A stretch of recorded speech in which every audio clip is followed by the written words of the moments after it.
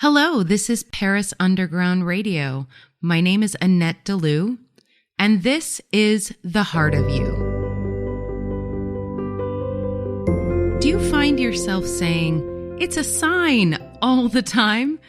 Or are you one of those people who really believes that destiny and fate are a real thing?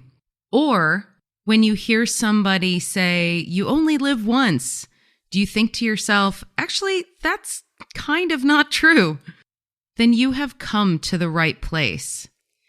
The Heart of You is a podcast about spirituality, but not in that way that you might be thinking. Over the next 20 episodes, we are going to explore everything you've ever wanted to know about your soul, about spirituality. If you were guided to listen to this podcast, then it is possible that you have either read The Secret or have seen the movie. I just want to show you that that is one very, very tiny portion of what you are capable of. Yes, manifestation is a really wonderful thing to do, and it's something that we are constantly doing. It's whether we're manifesting in the positive or the negative. And that is one of the episodes that we will cover this season. So imagine if you were completely tapped into the universe, not just for manifestation, but for all aspects of your life, and that you could have these type of synchronicities and this serendipity all of the time. This is what I'm here to show you. The best way to listen to the heart of you is to take what resonates, and if it doesn't resonate with you, you can leave it.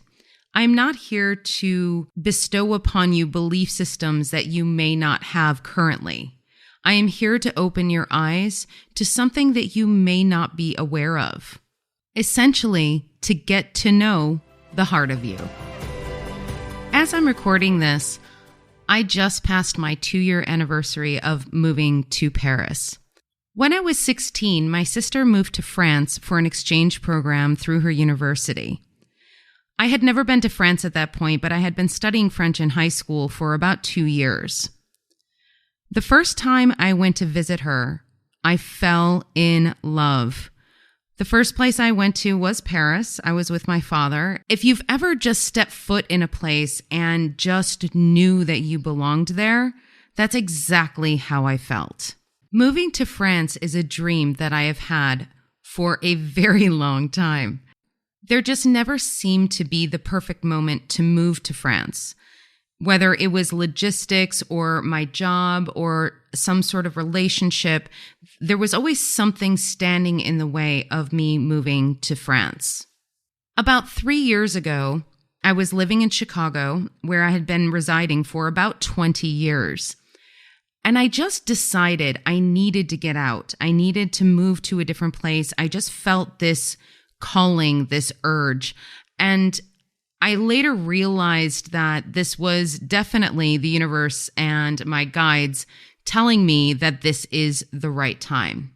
So learning to follow that intuition is something that we are also going to cover in later episodes.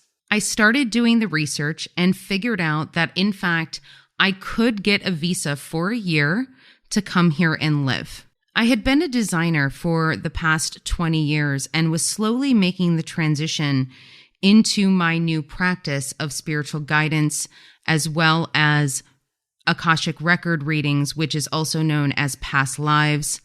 I was also doing more tarot readings for people. So slowly this transition was happening into my new reality. It felt like the absolute perfect time to make a change like this, an energetic change, as well as having the freedom to be able to work from anywhere in the world allowed me this ability to just pick up and go. And so I did. Of course, I went through all of the usual stresses and heartaches of paperwork, of getting a visa and all of that. But ultimately, I decided that this was going to be a permanent move. So I put all of my things into a shipping container. I grabbed my cat and I jumped on a plane And I didn't know where I was going to live. I didn't know what was going to happen. I basically only knew one person. So yes, it was a huge adventure, and it was a huge leap for me. Initially, I was staying in an Airbnb, and I'm not going to go into that story because it ended up being a nightmare situation. That's when I actually met Gail, and you might know her from the Paris Underground Radio podcast, the Paris Estate of Mind. She's wonderful, and if you haven't listened to her podcast yet, I would highly recommend it. Gail changed everything for me. She basically put me into one of her temporary stay apartments. She does long-term and short-term stays. The apartment I was staying in was just for about a month before she had other tenants that were coming in. But that month allowed me the perfect amount of time to sort of get settled and start getting my bearings and understanding what I had just done. I had just picked up my entire life and moved to France. Fast forward a couple of months. At this point, I have already started looking for my permanent home. Everyone I came across was saying, oh, how difficult it was to find an apartment in Paris, and oh, it's impossible, and this and this and that. I started getting this pushback. Every time I tried to make an appointment, they would hear me speaking French in an American accent, and they would basically tell me, absolutely not. I have no appointments available. That's it.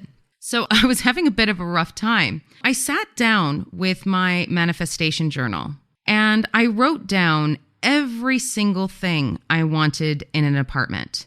I wanted an Eiffel Tower view. I wanted a very large apartment because obviously I work from home, so I needed the space.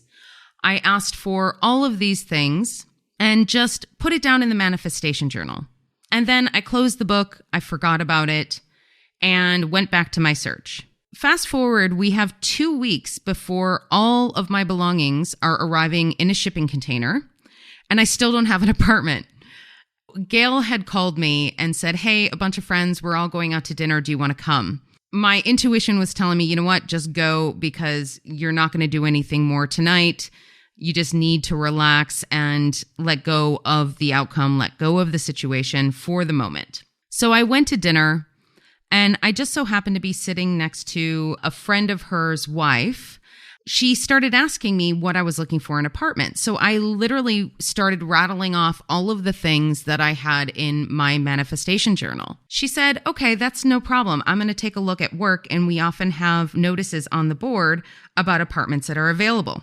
Now, keep in mind, I don't have a CDI. I'm not here for work, so I don't have the proper paperwork to get in an apartment. I don't have any of that, right?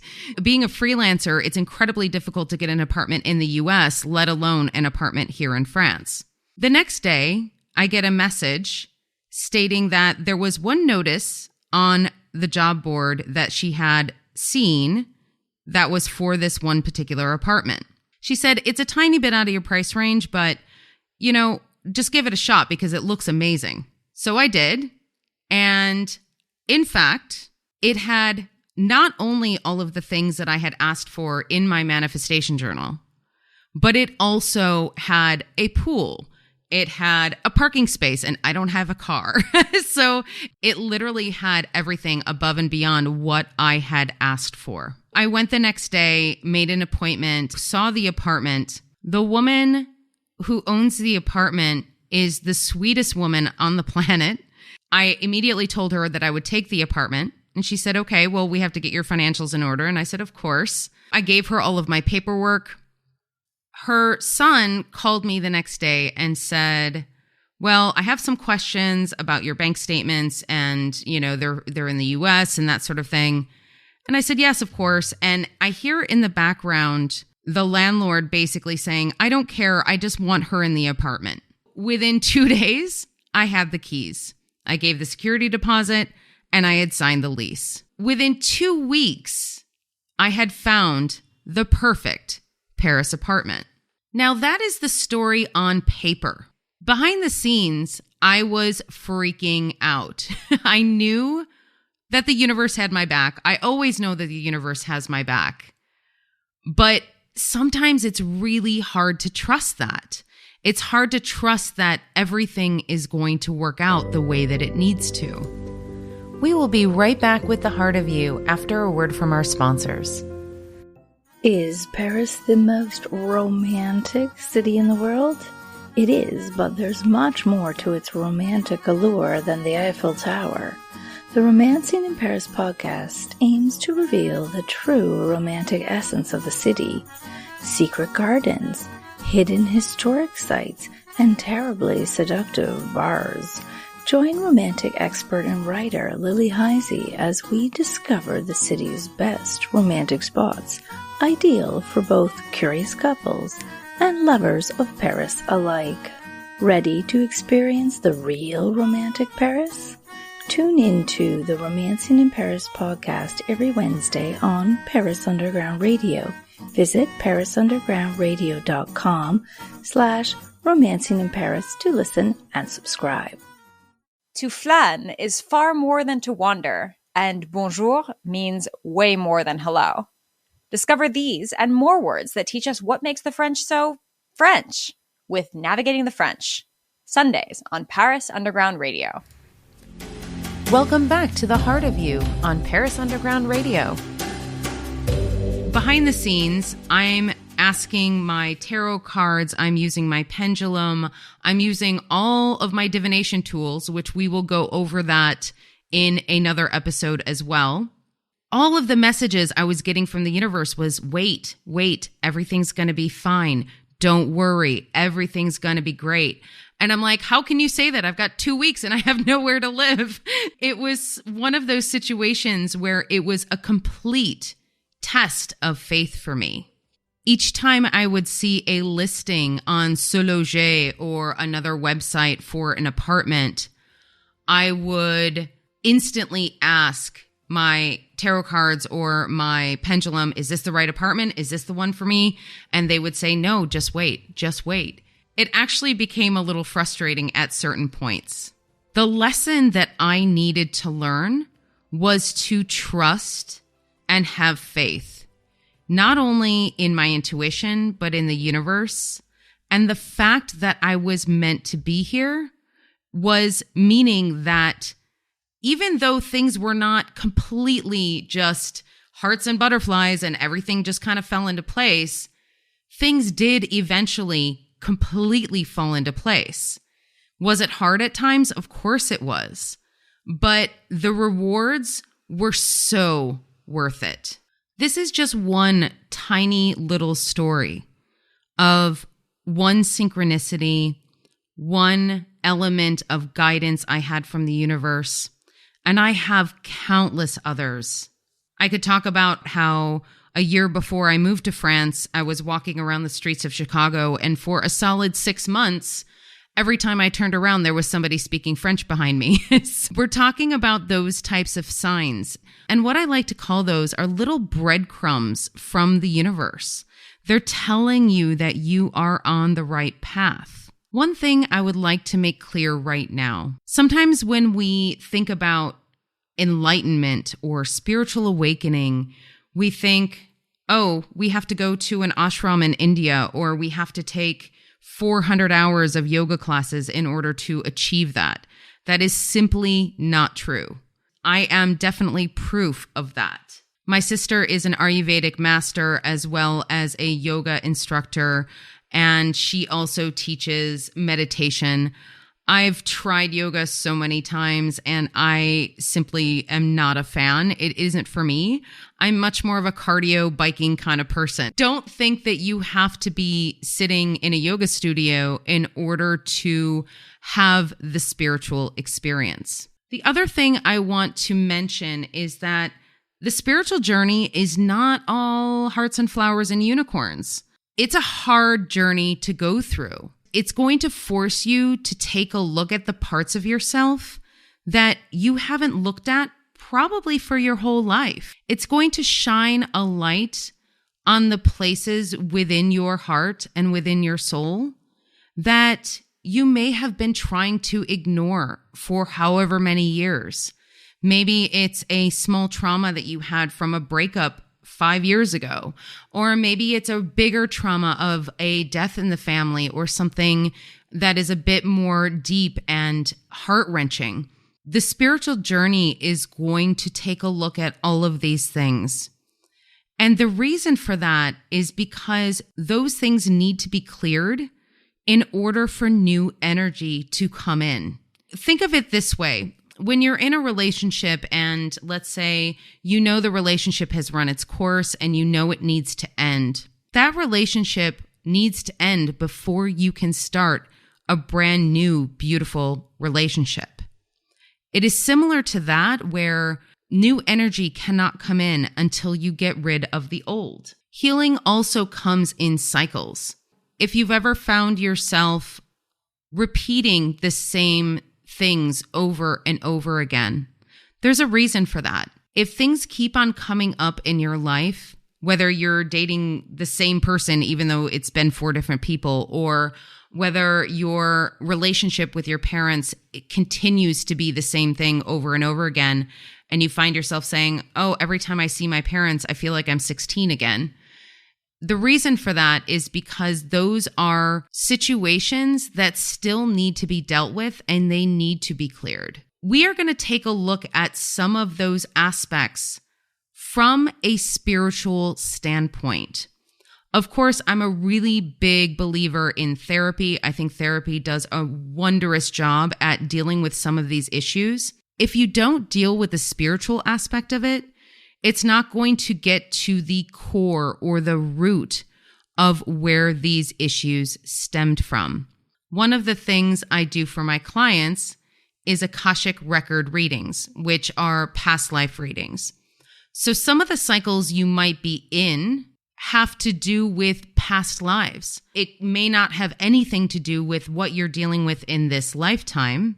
It could also be ancestral line. So there are a great many things that come into play when it comes to these cycles that you are repeating over and over again in your life. These are all topics that we are going to cover in the Heart of You. There is something I would like to address as well. If you practice a particular religion, what I'm going to be speaking with you about in this podcast can actually complement your belief system within any religion that you practice. If you think about it, there are many religions that actually use divination tools. None of this is anything that is super new and groundbreaking. I know a lot of people call it new age, but it's actually very, very old age. And we will go into a little bit of the history of that in later episodes. I just want to put your mind at ease that this does not mean that you have to let go of the current belief systems that you have unless you really, really want to. The last thing I would like to address is the enlightenment journey, or if you want to call it your spiritual awakening, your spiritual journey. There is no end game. It is a constant growing process. I often make this analogy to my clients. Imagine you're in a video game and you continually have to go and collect all the items and do all of the things and save the princess at the castle, I guess if you're playing Mario Brothers or Zelda. Essentially, your goal is to level up. It's to be a better you than you were yesterday. And that's all that we can ask of ourselves. I want to thank you for joining me today. And I look forward to walking this journey with you and pointing the way on your spiritual journey. If you are interested in learning more about me and the sessions that I do, feel free to go to my website at infinitesoullove.com. You can also follow me on TikTok and Instagram. I post daily tarot card readings there at infinitesoullove1111. If you are interested in listening to more podcasts like this one, don't forget to head to Paris Underground Radio at parisundergroundradio.com.